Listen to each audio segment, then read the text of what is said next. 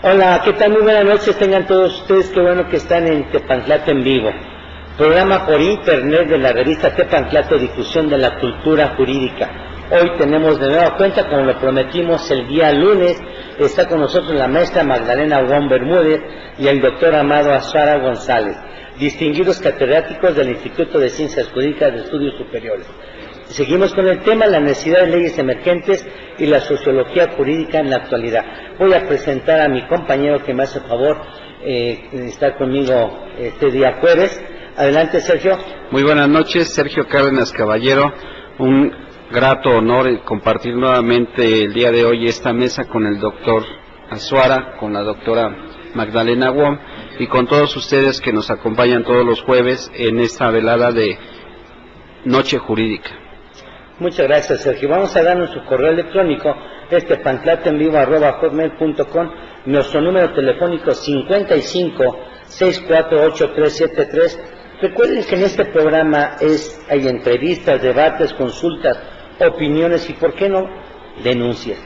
Bien, como lo prometido es deuda, quedamos que en este programa íbamos a presentar brevemente el currículum de cada uno de nuestros maestros que están aquí, para que la gente se enterara por qué al hablar de este tema que es tan difícil, ellos tienen la calidad académica para poder hacer una crítica sana a todo lo que está pasando al sistema, y ojalá que aparte de que su crítica pudieran la gente retomar algo de ustedes, porque no es la idea nada más por criticar, porque ustedes tienen la idea, además siempre yo he comentado que de criticar, pues la gente puede criticar, pero ¿qué tipo de gente va a criticar? Ustedes tienen años en este ambiente y pueden criticar por eso, pero no solamente criticar, ¿qué van a actuar para poder hacer?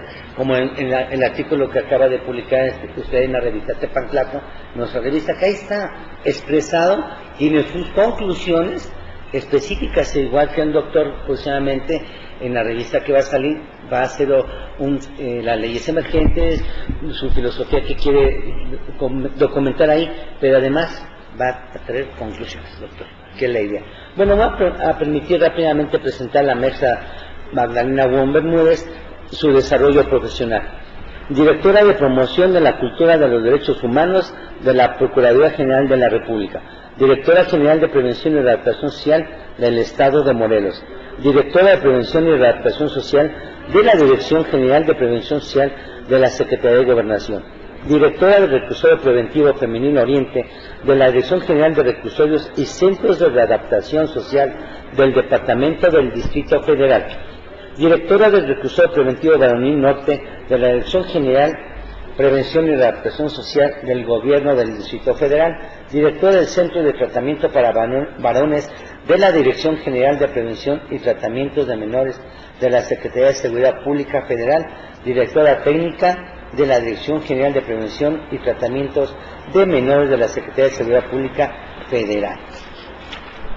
Asesora de la Dirección de Proyectos Técnico-Administrativos del Centro Federal Psicosocial de la Dirección General de Prevención y Readaptación Social de la Secretaría de Gobernación, actualmente abogada postulante y desde luego una distinguida docente. Gracias. Bien, ahora vamos a presentar rápidamente lo más elemental como al doctor Azuara, su desempeño laboral, director del Centro de Información y Recepción Héroes de Celaya, de la Dirección General de Protección Social y Servicio Voluntario del Distrito Federal en la atención a menores en y de la calle, representante en el Comité ADEFAR, atención a la delincuencia asociada a la farmacodependencia, en las delegaciones del Distrito Federal Azcapotzalco, Miguel Hidalgo, Gustavo Amadeo, Cuauhtémoc y Venustiano Carranza del Distrito Federal, para prevención, orientación, atención, organización de grupos, programas preventivos de atención a la farmacodependencia.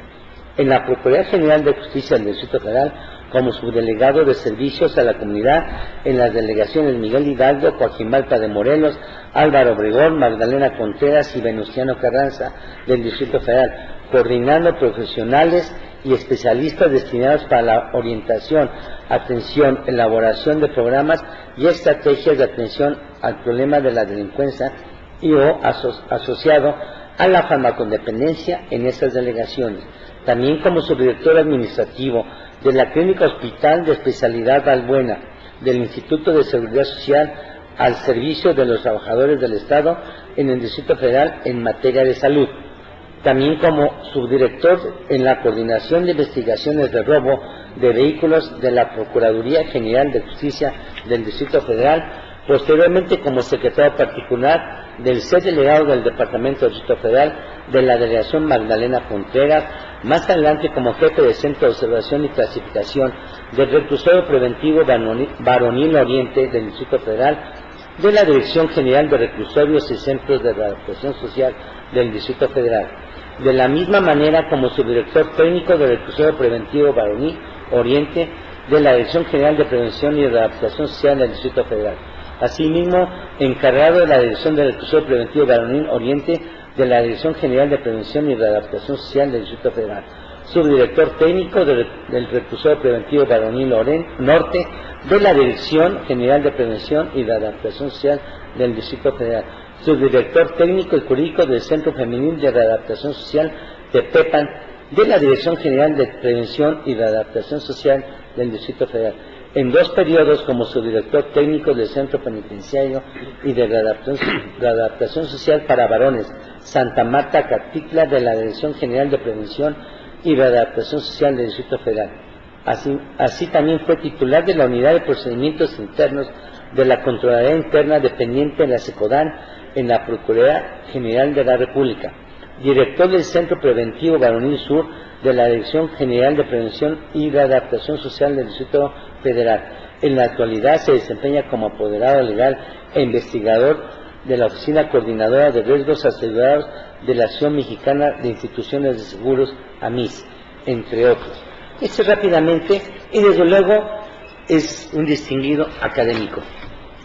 Con estos antecedentes podemos observar por qué desde la vez pasada estábamos hablando que es una alta calidad jurídica, y por qué pueden hablar de todo lo que estuvimos hablando, maestra. Bueno, porque lo tienen, les sobra a ustedes esa experiencia. Y como no queremos perder más tiempo, con toda la experiencia que tienen, quisiéramos, maestra, quedó pendiente la sociología jurídica en la actualidad. Sí. ¿Le parece que entremos a este tema? De lleno con esto. Quedamos que a ver, doctor. el doctor Azuara iniciaba. Sí, la intención era retomar lo manifiesto en nuestra intervención anterior, que como se habrán dado cuenta había ciertos elementos de crítica para aquello que hemos tenido la oportunidad de captar y de alguna manera identificar dentro de las inquietudes que han generado cierta desconfianza entre la población, y en algunos sectores de nuestro Distrito Federal nos manifiestan inquietud, nos manifiestan inseguridad, nos manifiestan esas expresiones que creo es conveniente retomar lo que puede ser esa necesidad de las leyes emergentes en nuestra sociedad, enfocadas a la seguridad jurídica que de alguna manera se pretende postular a través del planteamiento de una nueva ley que regule las conductas de los ciudadanos que se tienen contemplados en un espacio determinado o inclusive de todo nuestro país. No dejamos ajeno el carácter vinculatorio de las leyes internacionales que de alguna manera ha sido ratificada por nuestros titulares en diferentes periodos, pero que también ello ha quedado un poquitito olvidado al contemplar la emergencia de nuevas leyes de 3 décadas a la fecha.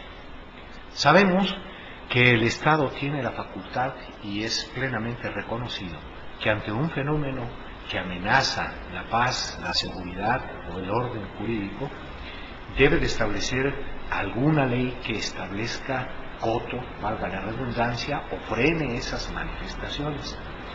Está plenamente justificado, y en el caso de que todavía ese fenómeno se pudiera querer manifestar, se puede recurrir al poder coactivo que le es conferido y reconocido y aceptado por todos. La condición de establecer una nueva ley pues implica al mencionar el concepto de necesidad, en que tenemos una carencia o una influencia que nos provoca inquietud, nos provoca inseguridad, nos provoca desconcierto, y no pocas ocasiones, ¿verdad?, baja apreciación en las actuaciones de nuestros servidores públicos. La seguridad nos implica estar seguros de algo libre de cuidado. Pero ¿qué sucede con el advenimiento de nuevas figuras y modelos dentro de la delincuencia juvenil? Nos provoca ese desconcierto.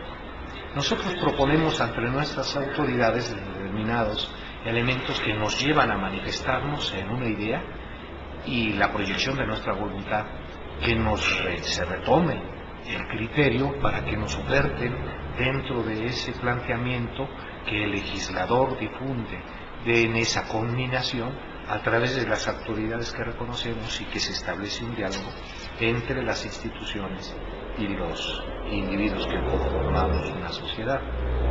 Pero bien, el que se establezcan no es lo criticable, sino los efectos que se dan. Entonces, podemos incursionar en una gran cantidad de conceptos que pueden ser desde el individuo, su organización social, el espacio que se contempla, la necesidad de ese elemento satisfactor, la influencia política, económica, de grupo, en el momento histórico que lo estamos viviendo, y que el Estado, dentro de esa confianza que le es conferida, pues nos promueve también el elemento satisfactor. El que se plantee o que se establezca y se declare el cumplimiento obligatorio de acuerdo a los principios de licitud en el fin y en el objeto, y para ello la obligatoriedad de su cumplimiento, pues no es lo criticable, sino lo que nos llama la atención es poder manifestar la necesidad de retroalimentación que debe dar los efectos de ese planteamiento que los legisladores nos combinan. ¿Qué se ha hecho? ¿Qué sucede? Estamos viviendo nuevas circunstancias que nos obligan a retomar esos criterios. Y esos criterios, creo que dentro de nuestra humilde opinión, deben de ser firmemente analizados bajo un concepto técnico-científico que, aunque de algunas maneras se puede considerar a lo mejor fastoso, es muy necesario. Los fenómenos y sus efectos, las leyes y sus consecuencias. ¿Qué es lo que está sucediendo en la actualidad?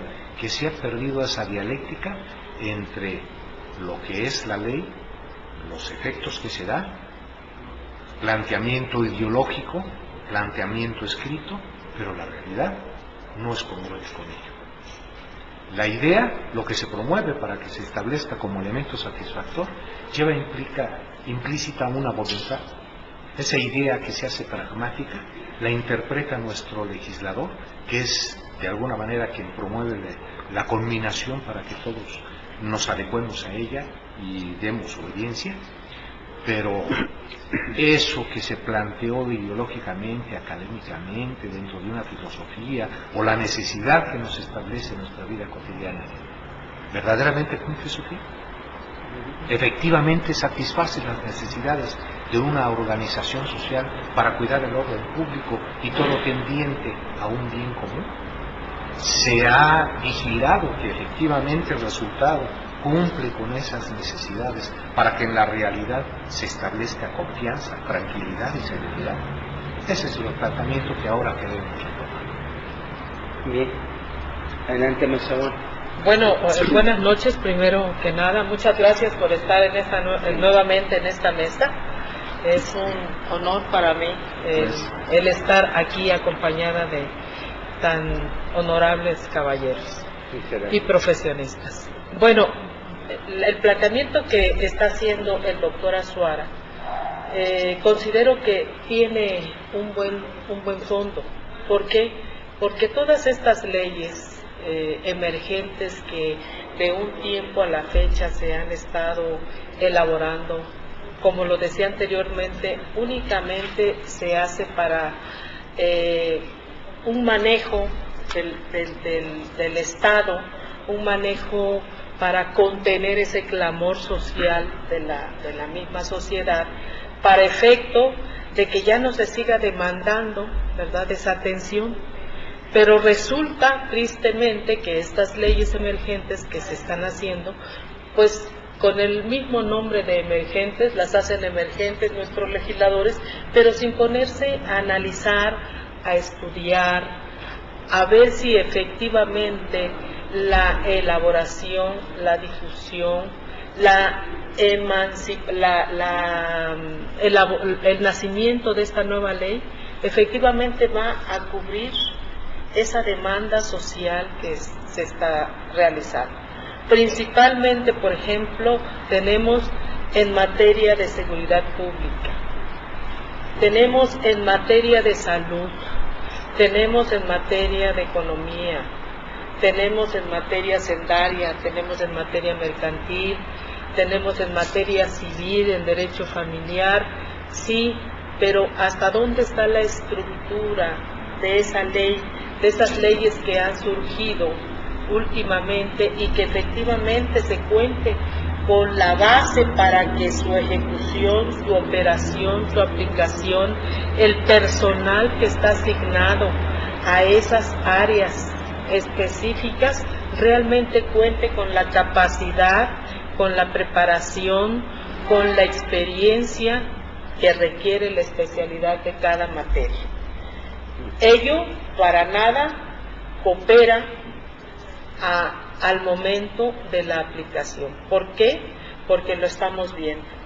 En lugar de agilizarse un trámite, se hace más burocrático.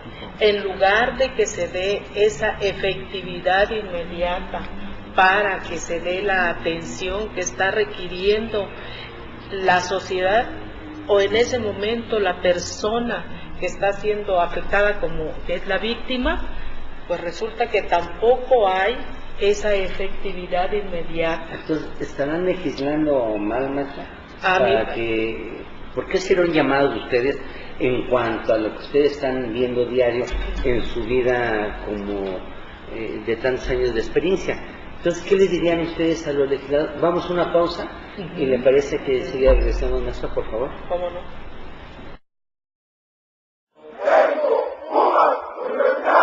Regresamos. El Instituto de Ciencias Jurídicas de Estudios Superiores te invita a la licenciatura en Contaduría, licenciatura en Derecho, con horarios flexibles, profesores especializados, preparación de calidad, opciones de titulación, educación integral en planes semestrales y actualización constante de contenido. Servimos a través de la competitividad académica y nos apoyamos en nuestra capacidad de innovación, logrando en nuestros alumnos un verdadero espíritu humanista y de función social, desarrollando la inteligencia y la capacidad clave. Un abogado colegiado es un abogado calificado. Pregunta por nuestras becas, hasta de un 50% de descuento. Estudios con reconocimiento oficial de la SEP. Visítanos en Avenida Baja California, número 157, Colonia Roma Sur, Delegación Cuauhtémoc, código postal 06760, en la Ciudad de México o contáctanos en www.insiges.com.mx o a los teléfonos 5564-8373, 5564-8661 o escríbenos a nuestro mail insiges@yahoo.com.mx. Para los retos de hoy, una educación integral. Te esperamos. 23 años de experiencia nos respaldan.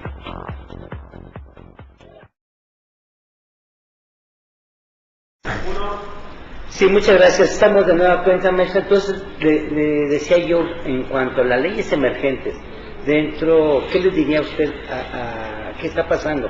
Tanto la local como federal. Sí. Pero vamos a enfocarnos en lo que ustedes manejan, que es la seguridad pública, tienen la experiencia, tanto en la local como federal. Danos tu experiencia. Bueno, en materia de seguridad pública, realmente estamos viendo que la ley en ningún momento es funcional con lo que está escrito y con la operatividad, con su aplicación. Y podemos empezar desde la infraestructura. La ley, usted la lee y dice está completa. Sin embargo, en su aplicación, en su desarrollo, nos damos cuenta que esto no sucede. Vamos a empezar primero, en mi opinión, el personal. El personal necesita una un buen proceso de selección, de capacitación, de preparación, ¿sí? No solamente es a través de los órganos de control de confianza, porque ya nos hemos dado cuenta que esos órganos también pueden ser fácilmente vulnerados. ¿Por qué? Por todo lo que hemos visto. Pero, aparte de esos órganos de control de confianza, tenemos nosotros que contar con elementos, con una infraestructura firme, con una infraestructura que permita que efectivamente la selección, la capacitación, la actualización del personal se dé como debe ser, ya no con aquellas teorías y la información es bueno, pero más se debe de aplicar a la realidad con la que se enfrenta el personal. ¿Sí? Si el personal no tiene esa capacitación, no vamos a poder desempeñar el trabajo en las áreas que nos sean asignadas. Segundo, si nosotros no contamos con una estructura, con centros adecuados para la permanencia del interno, del que está privado de su libertad, si no están las instalaciones adecuadas para que reciban un trato y un tratamiento adecuado, tal como lo señala la ley, bueno, vamos a caer en situaciones en donde cíclicamente se vuelve a repetir el proceso de descomposición que se ha dado y que en este momento tenemos. La sobrepoblación no permite que el personal aún capacitado, aunque no esté actualizado, pueda controlar esos centros, pueda controlar, administrar esos centros, porque hay que saberlos administrar, ¿sí?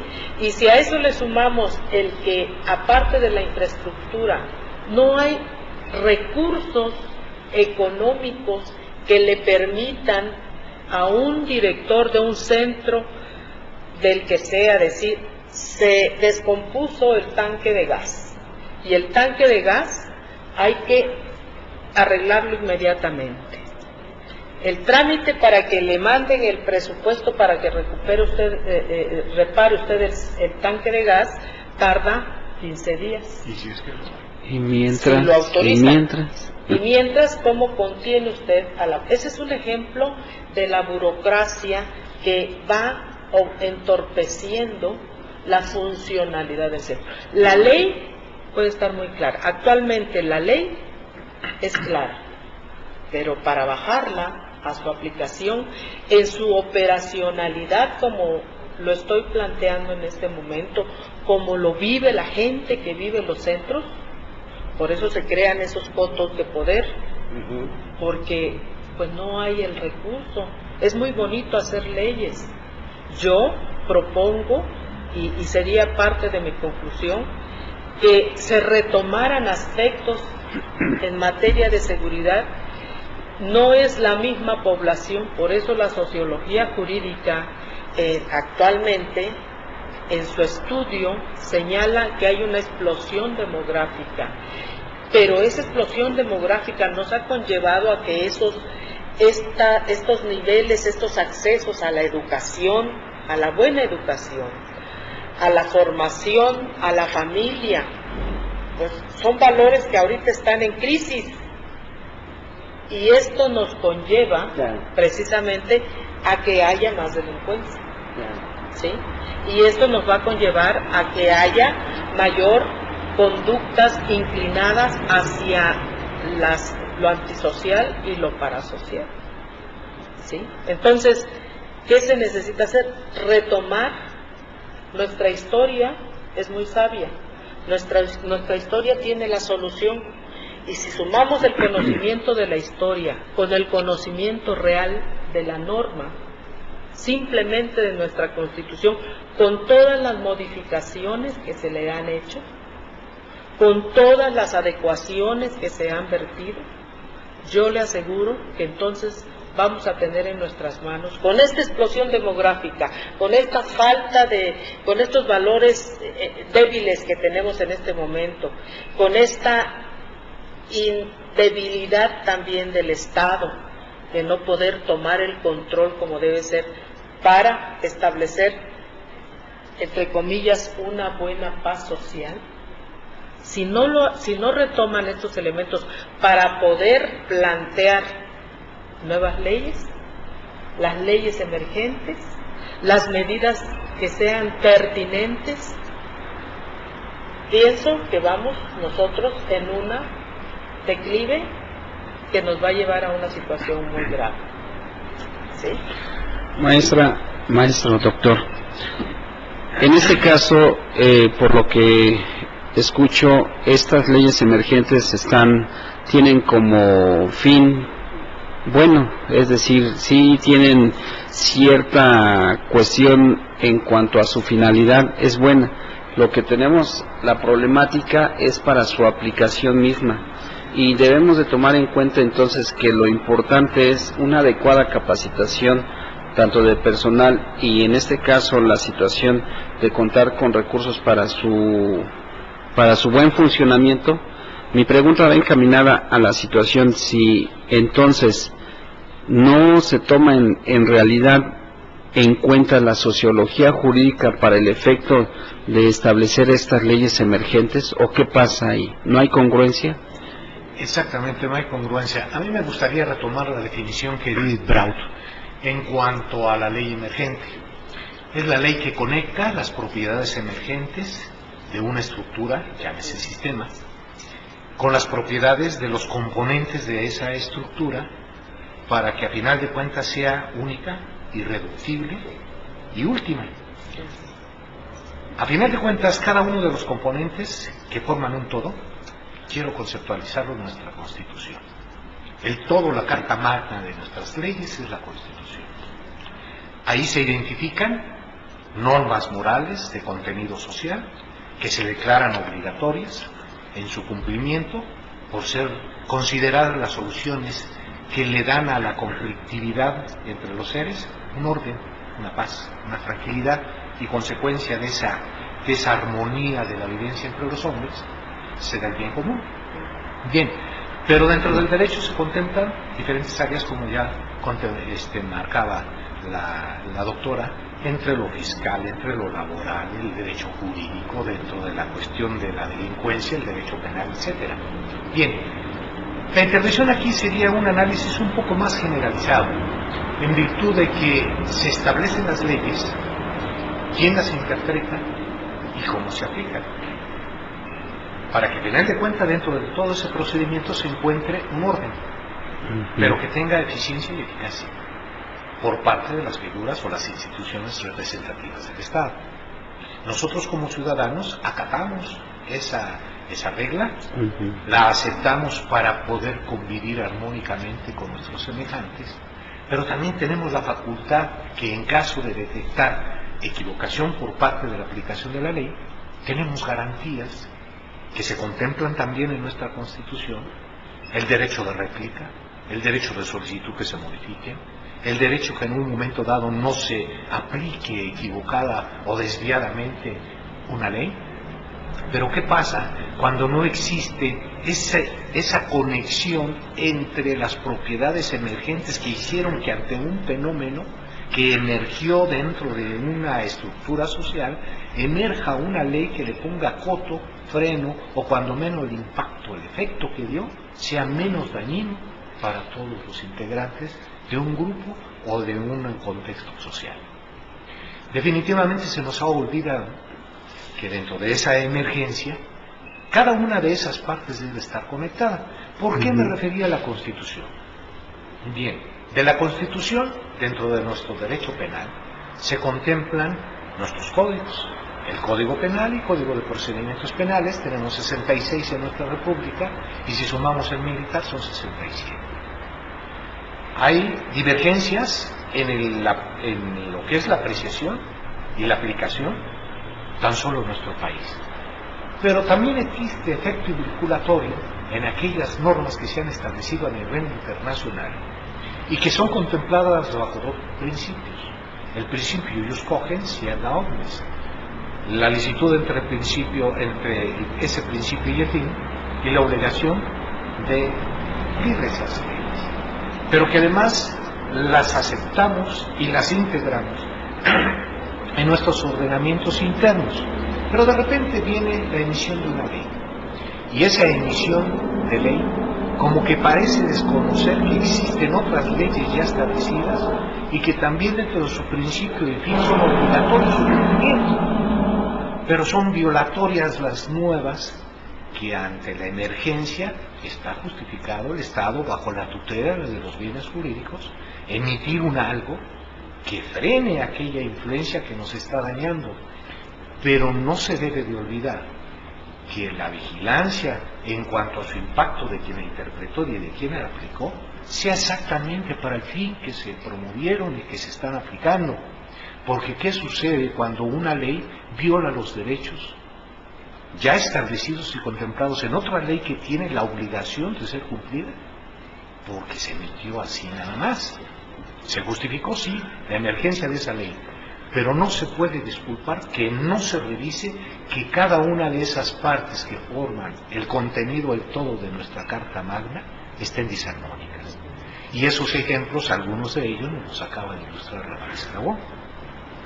¿A dónde vamos? En que cada una de las figuras que están contempladas dentro del derecho, por alguna razón en las nuevas leyes emergentes, estamos violentándolas. Y hacer un glosario de todas aquellas, a mí se me ocurre pensar en ahorita única, los derechos humanos. Ahorita platicamos sobre esto, vamos a una pausa y enseguida regresamos.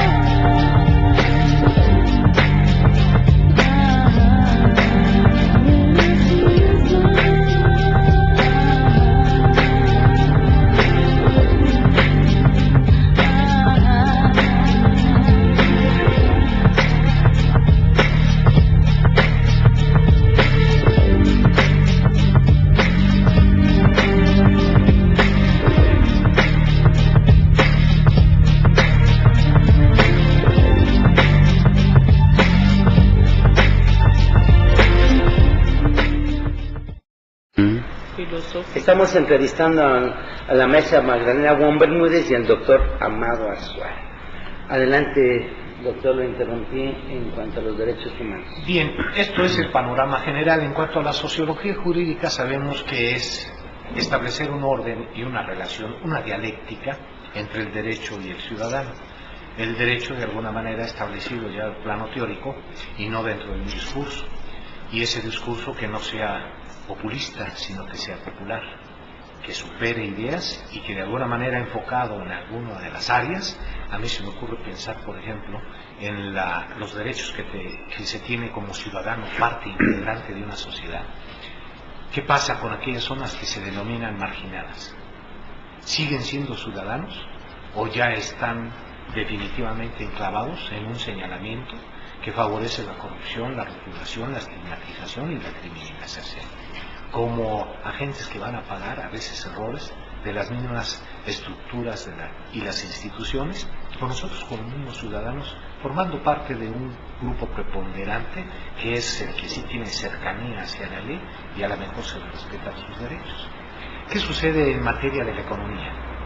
La posibilidad de encontrar trabajo la hay para todo aquel que pudiera solicitar esa vamos a decir, oportunidad de desarrollarse productivamente, cuando decimos que el hombre debe de ser productivo y además laboralmente enriquecedor para lo que es toda una sociedad. ¿Qué sucede si en un momento dado no encontramos esas perspectivas para un alto porcentaje de nuestra ciudadanía, pero que además le rotulamos y le rechazamos? Versus, otra vez, comunidades marginadas. ¿Qué sucede en el ejercicio de la ley cuando un ciudadano va a solicitar ante cualquier oficina de las instituciones que reconocemos en la variedad ya para su funcionalidad del ejercicio del derecho, y que de alguna manera se le multiplican los trámites para poder obtener la satisfacción de una necesidad, pero que además puede ser rechazado, retardado en sus efectos, se le niegan esos derechos, o cuando menos se le prometen pero no se le cumplen? Yo creo que debería de revisarse ahí la posibilidad de eficiencia y eficacia en el servicio público. Pero además la figura que invade ya no pocas de las oficinas de las instituciones del servicio público, la corrupción. La corrupción se da y no hay una vigilancia sobre ello. Y cuando se existe la evidencia, tal parece como que se soslaya o no existe. ¿Qué pasa con la Comisión de los Derechos Humanos, que ahora resulta muy callada, no se manifiesta y no se le otorga valor vinculatorio para con todos esos fenómenos? En las instituciones, ¿por qué en un momento dado no se contempla la necesidad de un tratamiento que verdaderamente sea efectivo?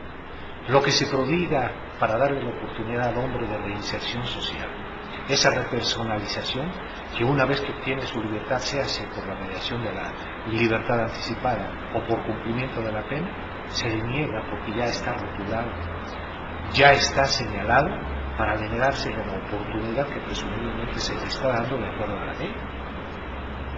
Y si no se le niega, se le retarda. Y si no, se aplica un nuevo instrumento para que no tenga la facilidad de acceso a ello. Bueno, retomando lo que el doctor Azuara comenta, ya enfocándolo a la materia penitenciaria, nosotros nos podemos dar cuenta de realmente que el sistema, estas adecuaciones, estas modificaciones que se han hecho a estas leyes emergentes, pues en el sistema penitenciario, pues no, lo único que han hecho es repercutir por la sobrepoblación que se ha incrementado, porque se ha incrementado, haga usted de 10,000, de repente usted ya tiene 20,000 y de repente pero maestra, 40,000. Aquí yo creo, Ajá. a mí sí me gustaría que veríamos ejemplos. Ajá. A la gente, aparte de que sabemos, maestro, que se ha incrementado, pero es a base de una ley emergente. A base de una ley emergente, a base de una ley emergente que se dio precisamente antes, cuando hace unos 3 años, 4 años, que se emite en razón de que todas las personas, hasta los lavacoches, cuando se modifica la ley del DF, del Código Penal, en donde se señala que todas aquellas personas que se encontraran en la calle iban a ser privadas de su libertad y las ingresaban a los centros de reclusión por una falta muy leve. Por ejemplo, el robo de los celulares, que se hace de manera violenta y no tienen derecho a ningún tipo de beneficio. Uh-huh. ¿Sí? ¿qué hace usted? Hay una persona que está privada de su libertad por un celular de 200 o 300 pesos o de 1,000 pesos. No alcanza ningún beneficio. Entonces sigue, ¿por qué? Porque es con violencia. Y esa calificativa prohíbe, ¿verdad? Limita para que la gente obtenga un beneficio. Eso es en un aspecto. En otro aspecto, la ley de ejecución de penas es una ley que es obsoleta en el Distrito Federal. E incluso es una ley que debería, esa ley, realizarse con toda prontitud, porque deja al director de ejecución penal, le deja a discreción la decisión de si el individuo está readaptado, si ya puede ser reinsertado socialmente o no. Eso limita, desde luego, el tipo de beneficio que le puedan dar a los individuos. Si nosotros revisamos la ley, nos vamos a dar cuenta que la ley es muy clara, pero no se aplica. Y entonces tenemos una población ahí cautiva, jóvenes entre 18 y 35 años de edad, en edad productiva, que están desperdiciando su tiempo, porque tampoco hay trabajo. Entonces, ¿por qué no revisar? ¿Por qué no revisar con toda claridad, hacer un buen análisis, hasta dónde con este tipo de encierro, de prisión, incluso la misma prisión preventiva que se está aplicando, que tiene ya una modificación, pero en su realidad no se aplica? Maestra, yo tengo una duda para los dos desde hace muchos años. En la ley de ejecución de pena, suponiendo Sergio o su servidor, o ahorita usted, distinguida postulante, si hay una persona que pueda ver que goce su libertad con su experiencia, usted sabe que puede, la analiza, checa y puede ir a ver ese asunto de él para que le den algún beneficio, una libertad anticipada, preparatoria, pero no puede ir usted. No, como abogado. Como abogado. ¿Pero qué cree, que la ley no lo contempla? Eso es lo que y nada más es una postura de carácter administrativo que toma la autoridad ejecutora y dice, está en la ley de ejecución de penas. No. Esa ley. No. No, pero me refiero que ¿La ley lo prohíbe? No. Esto únicamente lo hace la autoridad, lo impone la autoridad, y es una costumbre de ellos que porque los abogados no tienen ya nada que ver en la ejecución. ¿Y está reglamentado? Sí, y no está reglamentado. No lo señala la ley. No lo señala, la prohibición. Es lo mismo que dicen, es que no tienen derecho a ningún beneficio. No, leamos la ley, y la ley dice: todo interno que tenga el 75% de su sentencia es acreedor a un beneficio de ley. Y no se lo dan porque queda a discreción de la autoridad. Entonces, ¿por qué no? Digo, han hecho leyes y leyes. Se quiere que ahorita y siempre la población carcelaria ha sido estigmatizada y seguirá siendo estigmatizada. Sin saber nosotros, sin entender nuestros legisladores y nuestros altos funcionarios, que la sociedad es el origen de toda esa conducta, que la sociedad es la que llega a conllevar a esto, el desempleo, todas las cosas que sabemos que sociológicamente se dan. Bueno, si nosotros queremos bajar esa población, entonces sí hay que nada más revisarla y leerla, porque no, usted va como abogado, lo regañan. Sí, es verdad, es verdad. Usted no tiene nada que hacer acá. Sí, yo les pregunto, y Sergio, a ti te ha tocado, y ahorita usted como postulante, pero ¿por qué se ha hecho eso? a base a costumbre. Pero lo más triste es de que si usted conoce el sistema, los abogados se dejan. Si nosotros conocemos el sistema y nosotros ya como abogados postulantes aún vamos, no, pues porque conoce todo el sistema, entonces menos. Vamos a una pausa, maestra, y podemos tocar este punto, sí. Sobre todo la ley de emergencia. Estamos hablando antes de despedirnos para que la ley lo sepa.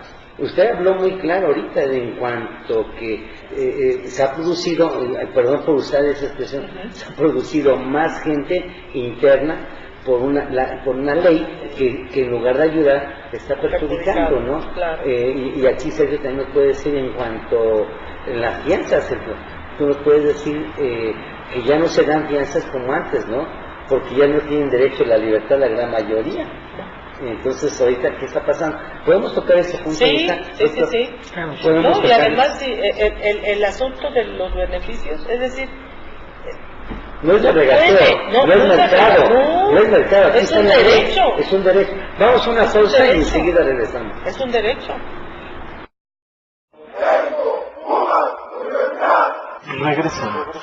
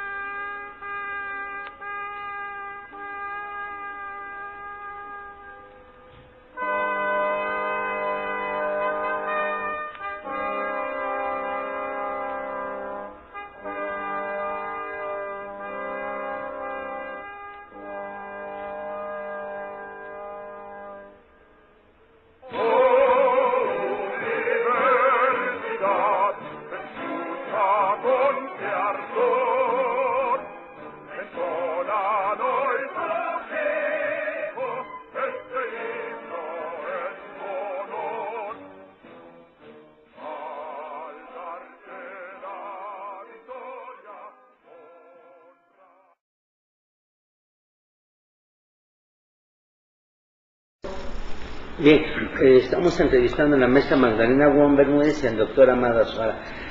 Doctora, para que nos dé tiempo, maestro, ¿les parece bien que tratemos, vamos a dar un espacio para esto y podemos hacer un programa especial sobre este tema? Como usted bien decía, un programa especial, pero a grosso modo para que la gente lo sepa y dejarles ahí la inquietud de lo que pueden dar ustedes dos de un programa de esa naturaleza para que los abogados ya en la práctica, ¿qué pasa, no? Sí. Y luego, sobre todo ustedes, que no podían litigar porque conocen el sistema. Claro. Es más absurdo, ¿no? Desde luego la ley nos señala un tiempo para que, siendo funcionarios públicos, exfuncionarios públicos del sistema, nosotros no podemos. Y con el respeto, maestra, pero ¿de qué va a comer? No, pero ¿de qué va a comer? Y lo que ellos lo hemos dicho, bueno, ¿y de qué van a comer posteriormente? ¿Qué les va a, o no sé si ustedes cae del cielo? O no sé si ustedes no me digan la verdad, y el sistema después de estar allá le está dando su dinerito. Los provee. ¿No? Eso se reconoce como estigmatización o rotulación de aquel que tuvo la injerencia laboral dentro de una institución para que sea señalado como alguien que puede ser peligroso en el desempeño de la profesión y ya no se le reconoce. Pero no, ustedes son maestros, son educadores de generaciones, entonces esto no puede ser. Claro.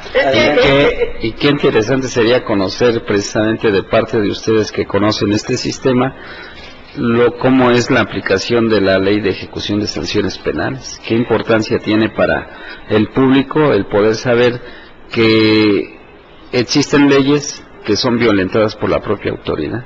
Pero que además está contemplado en la ley el seguimiento postpenitenciario, cosa que no se lleva a efecto. ¿Cómo es que se le puede reconocer a ese individuo su repersonalización y rehabilitación? Si no hay bases que le fundamenten que esa ha sido efectiva, pero que además al llegar a la calle se le niegan también los derechos. Fíjese, simplemente el hecho de el programa del brazalete electrónico es un programa que se cacareó.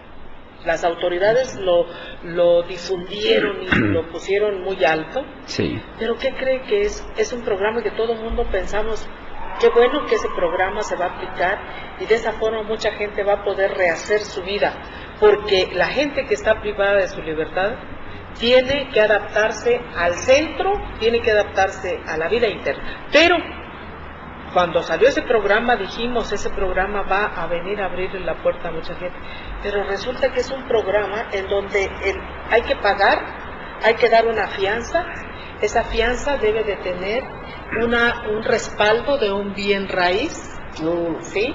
Aparte es un brazalete que cuesta 12,000 pesos, y aparte tienen que ir a instalarle a su casa un teléfono exclusivo para que desde ahí lo monitoreen y lo controlen. Si usted se sube a la azotea de su casa y no está señalado en el planito que dio, usted puede ser sancionado. Ese teléfono le viene por una cantidad aproximada, ¿sí?, de 1,000 pesos, donde la gente paga 200 pesos de teléfono mensual. Es elitista. ¿Y dónde queda el principio laboral de productividad de ese individuo en el momento que tiene esa posibilidad? Porque el puro brazalete tiene un costo, y es un costo muy alto en dólares, $4,000, $5,000, y ¿quién lo puede pagar? Entonces, ¿a dónde están esos programas irreales? Ese es un programa irreal, surgido como una emergencia. Ya lo vamos a aplicar porque ya los mexicanos tenemos que tener un brazalete. El asunto no es así.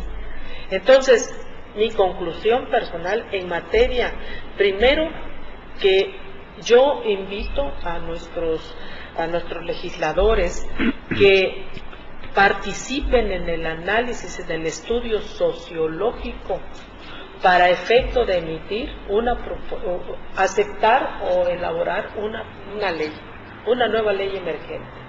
Que piensen que no solamente es elaborar una norma de control, de impacto, no, sino cuáles son esas consecuencias, como bien lo decía el doctor.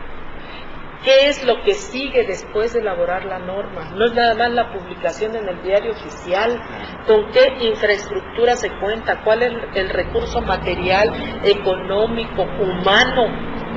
¿Y en qué momento se aplica? Porque ahorita estamos al revés. Estamos al revés.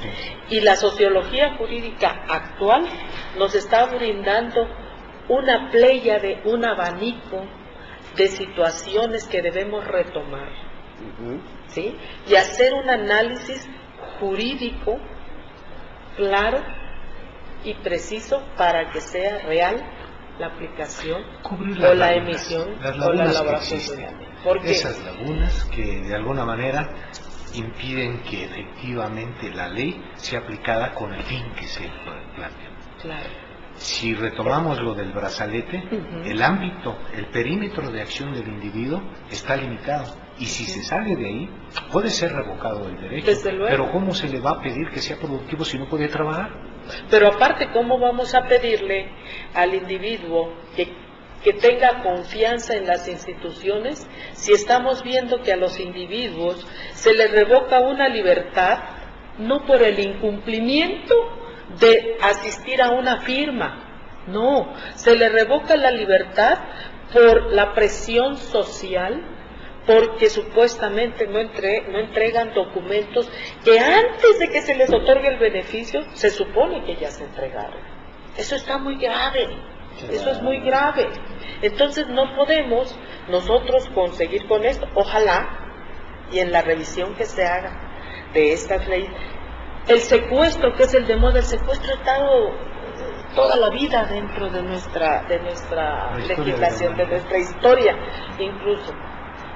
Y sin embargo, en este momento que se ha incrementado, ¿por qué? Porque ya las cúpulas de poder empezaron a protestar, ya les pegaron a las cúpulas de poder, ya los empresarios ya empezaron a protestar, ya ahorita liderean movimientos. Y entonces, como son los que otorgan el apoyo económico al Estado, al poder, entonces ahorita ya el secuestro es el de moda. Y después vendrán, bueno, ya tuvimos un primer asunto de terrorismo, en la aviación, ¿verdad?, en el avión del día de ayer. Sin embargo, ¿verdad?, nos dejan un sabor de desconfianza en nuestras autoridades y en esas leyes que ya decimos, bueno, está la ley, sí, pero la ley en este momento algunos de los abogados jóvenes me comentan y me dicen, ¿sabe una cosa, maestra? Que ahorita los asuntos no se litigan, ahorita los asuntos se arreglan. Dije, oiga, no está equivocado. No, maestra, es que usted se quedó en una época pasada. Perdón, eso es triste. Claro. Es triste. Entonces, si nosotros proponemos, invitamos a través de este programa, que es una gran oportunidad que nos dan de exponer este criterio, bueno, es invitar a nuestros legisladores, invitar a todas aquellas personas que participan en este planteamiento de leyes emergentes, bueno, que hay que retomar los elementos sociojurídicos, técnicos que nos está dando la misma sociedad para que nosotros podamos colaborar con ellos, hacer una propuesta real.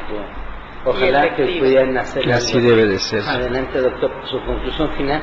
Mi conclusión es que dentro de los preceptos ya establecidos, los preceptos que nos están llevando a estas conclusiones, se tiene que retomar la ley, revisarla y sobre todo donde se hace más sensible los sistemas penitenciarios y esos beneficios de ley que se le otorgan a una persona como segunda oportunidad para reincorporarse activa y productivamente, no se rotule, no se les coarte esa posibilidad y efectivamente se le brinde la oportunidad para desarrollarse productivamente. Y de otra manera, estamos creando las bases para que en el desconcierto general, en cualquier ámbito de la aplicación de la ley, se cree el caos. Y ya hay síntomas sociales que están evidenciando que se manifiestan con cierta ya rebeldía, que inclusive no pocas actuaciones se están dando, retando la misma figura de autoridad.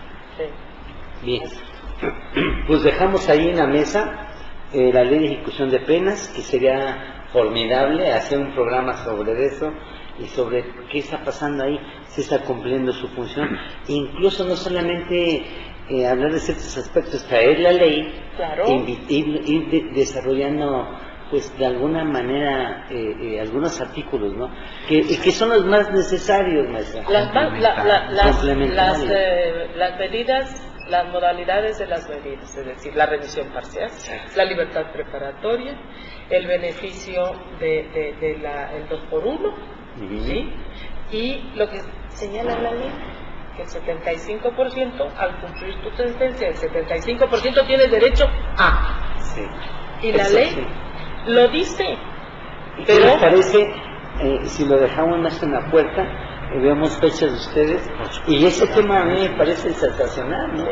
Muy ad hoc a lo que hay ahorita, y también hacer que los reclusorios tuvieran menos carga, más, no sé, están sobrepoblados, pero a ustedes les toca, que hagan propuestas, y no solamente en el programa, escribirles, hacerles llegar. Déjenme decirles que la revista llegan a la Cámara de Diputados, como la local como la federal, nuestra revista. Entonces, pues qué bueno, para que provocar el ánimo, ¿no?, de que ustedes están trabajando y que pongan la vista sobre la gente como ustedes. Ya sobre los mismos reglamentos, establecer una medida compensatoria como una propuesta. No sabría decirles, pero que vean las autoridades, que vean la gente, que ustedes están aquí y tienen una capacidad que yo creo que no se les ha dado la justa dimensión. Y no porque sean mis amigos, pero creo que debe de hacerse para el bien de la sociedad y el mundo jurídico. Pues sí, ojalá. Maestra Magdalena, bueno, le entregamos este reconocimiento por estar aquí, uno más a su larga cadena de reconocimientos, pero se lo damos con mucho gusto. Muchas gracias. Y de igual manera le entregamos al doctor Azuara, igualmente, doctor, a su gran carrera de triunfos que ha venido usted desarrollando y que lo han hecho ustedes dos. Bueno, quisiera despedirme del programa, pero antes de despedirme, recuerden que mañana está una persona, Felipe Villanueva, va a hablar sobre Hernán Cortés. Es un niño, él es en el programa Te invito a leer un libro.